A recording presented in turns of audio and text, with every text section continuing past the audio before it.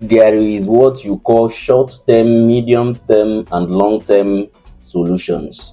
While enacting policy for improved manufacturing, you may also defend your currency as a short-term measure.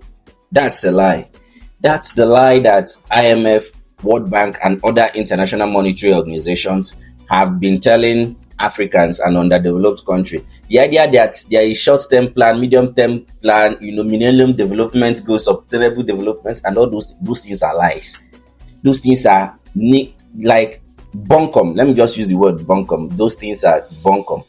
Because as a nation, if the federal government earmarks $1 trillion US dollars for manufacturing in Nigeria and says that each of the 36 states and the Federal Capital Territory should have at least 5 manufacturing plants and share $1 trillion US dollars to 37 states, that is 36 states and capital, and say each state should have 5 factories and each state should concentrate on the readily available raw materials, on factories that are aligned with the readily available raw materials within their state. I am telling you that in just 1 month after that announcement, all the private sectors within Nigeria and outside Nigeria, multinationals, even different countries, will start flowing into Nigeria. The stock market prices of Nigerian products, the stock market prices of Nigerian companies will hit the skies. Because of what? Nigeria will now be turned into a work site.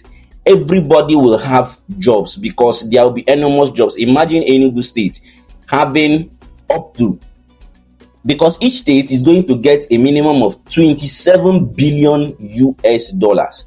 So for instance, let me give you an incline. Dangote refinery cost 20 billion US dollars, and that is basically because he has to turn an ocean into a land before he can start anything. So that's turning an ocean into a land was costing him almost 5 billion US dollars to start with before he's doing all those things. So imagine each state having something like that Dangote refinery in different sectors. Imagine Enugu State having up to 5 factories set off at the same time, one in agro-allied industry, one in tech, one in all kinds of manufacturing, and you have 5 going on simultaneously. As they are going on in Enugu State, they are going on in Abia State, they are going on in Kaduna, they are going on in Zamfara, they are going on in Kogi, they are going on in Abuja, they are going on in Lagos.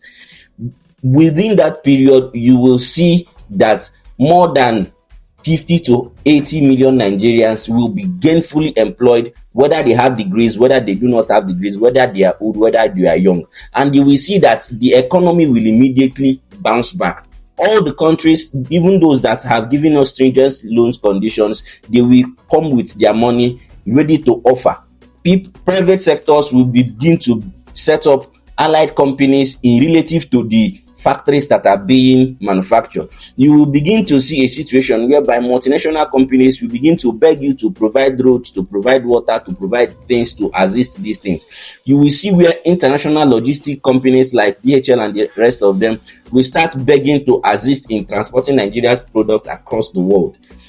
If we remove this idea of long-term, short-term, medium-term nonsense, and we have one term, because Africa will have one problem. Our problem is poverty for now. Our problem is poverty. We don't have business with climate change. We don't have business with all those other rubbish. Our problem as we speak currently is poverty. And if we're able to make such investment, instead of using that money to dash to IMF, to dash to World Bank, and dash to other people in the name of fighting for the Naira, if we use that money and invest in setting up manufacturing plants to even meet our own needs as a company, as a country, meet our own needs as a region, and meet our own needs as a sub-region, as an African continent, before we even begin to talk about exporting to all other continents, we begin to see that the problem of poverty, the problem of unemployment will immediately be solved in less than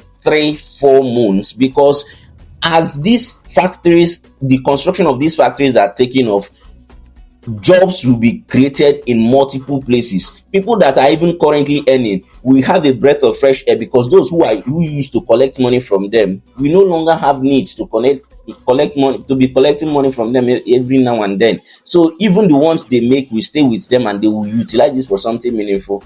And you begin to see that the economy will blossom. Am I saying that there will be no corruption? There will be corruption. There will still be, hanky panky here and there. But when these things are done, you will see that corruption will play less than 10 to 15% role. People will still loot here and there. People will still corner. People will still do some substandard projects here and there. But at the end of the day, you will see that out of the 5 factories in each state, if only 2 survive, Nigeria will be thriving. And then when we start thriving, we start looking at short-term, medium-term, long-term development nonsense. All these things are just very simple things that IMF, World Bank, international organizations, United Nations, UNICEF, all of them are making it look so difficult, so that Africans will not begin to think about how to solve their immediate challenges, and preferring short-term, long-term solutions that end up being no-term solution at all.